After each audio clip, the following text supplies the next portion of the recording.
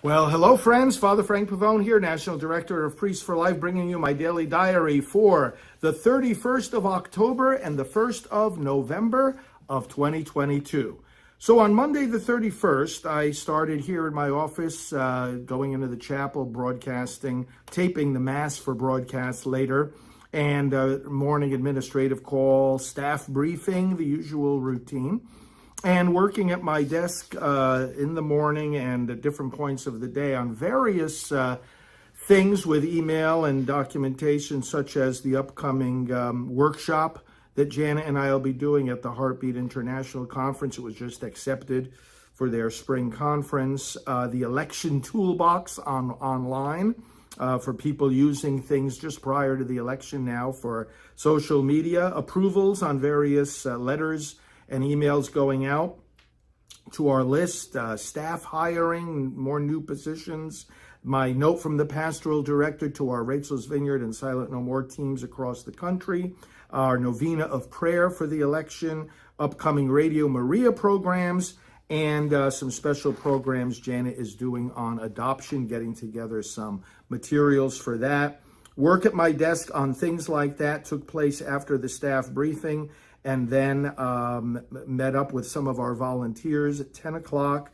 10:15, a meeting with our executive director and our youth outreach director, who is also now going to be our coordinator for street activism. You'll be hearing more about that and that work around the country. Continued meeting with Janet.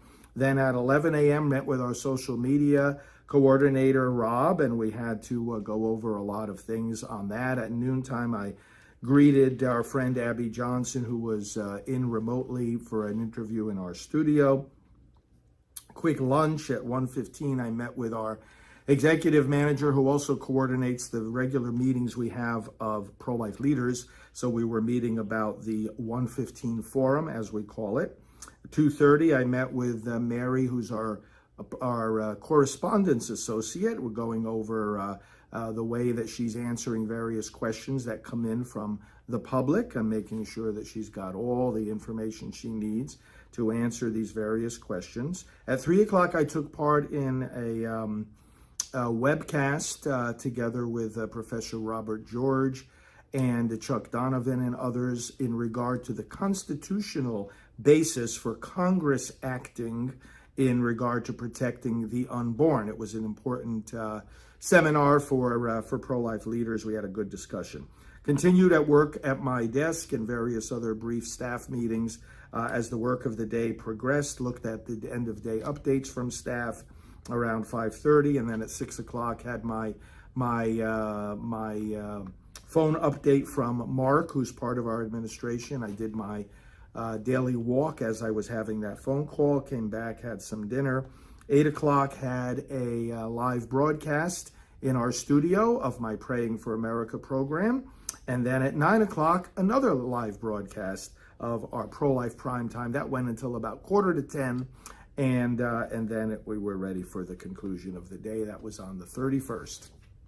On Tuesday, the 1st of November, up early, did work at my desk, and the various work involved topics like media clips that are being prepared for dissemination, our latest revisions to our Rachel's Vineyard brochure, preparation for a call later in the evening for the regional coordinators for Silent No More, new video productions, new website updates, e-appeal approvals, that's emails that are appeal letters, and statistical work on our email blasts, asking our team to put together some statistics. 10 a.m. had the live Mass, broadcast Mass for All Saints Day. When that Mass was finished, I had a meeting with our social media coordinator at 11.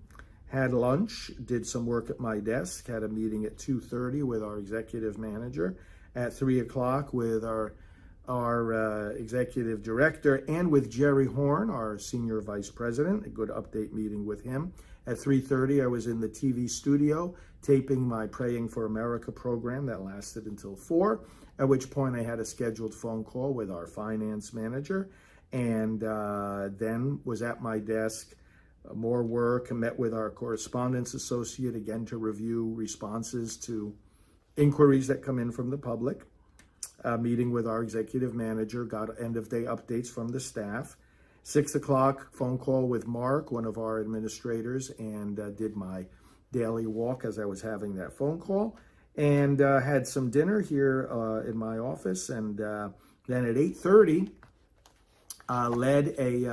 helped lead a conference call, a Zoom call, with our Silent No More regional coordinators from around the country. So we had about a half hour time with them from 8:30 to 9, and they do a great job heading up this largest mobilization in the world of people that have had abortions and want to tell their stories. Shortly after that, got ready for bed, just some final quiet work here in my office. So those were the 2 days, October 31st, November 1st, 2022. Thanks for following these daily updates, and